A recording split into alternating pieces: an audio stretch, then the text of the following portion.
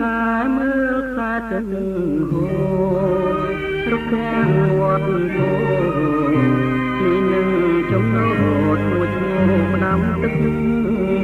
ជំនន់រៃយំត្រហឹងជាសឹងកវៃទុនសូរិយាតោទុនពួនក្រោយព្រះស្រីដើមដូងទី10លុកក្របមាត់ស្ទឹងបងឈរធៀមថ្មឹងឈរចាំប្រលឹងស្ងាត់ឈឹងលុះលងលាត្រេអូនភ្លេចវាចាណែបានពំយ៉ាពីថ្ងៃថាមក8ស្រីមកគប់បងអេលើបាត់សូនដោយក្បូនរត់បាត់ទឹករួចកំណាត់ងលឿនកន់មកបនផ្កាវត្តពោនៅមិនទាន់ឆ្លង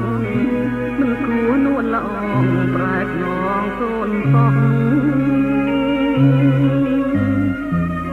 ភ្លេងការក្រឹមពីទួលតា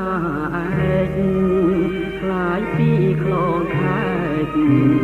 នារីទួងវែកបិទណែករៀបការនឹងប្រងបងឈរមាត់ទឹងក្រាំងយំរងំក្នុងគួងលាស្រីស្រោមងឈ្មោះក្នុងជាខ្លា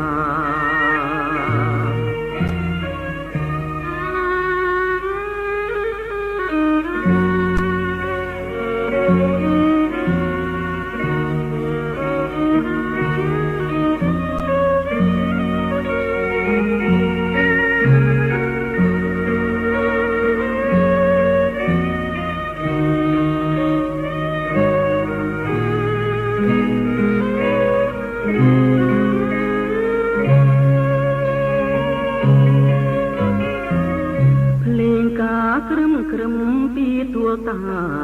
ឯកខ្លាយពីខ្លងខែកនារីពួងវែកបិទណែករៀបការនឹងប្រងបងឈរមាត់ទឹង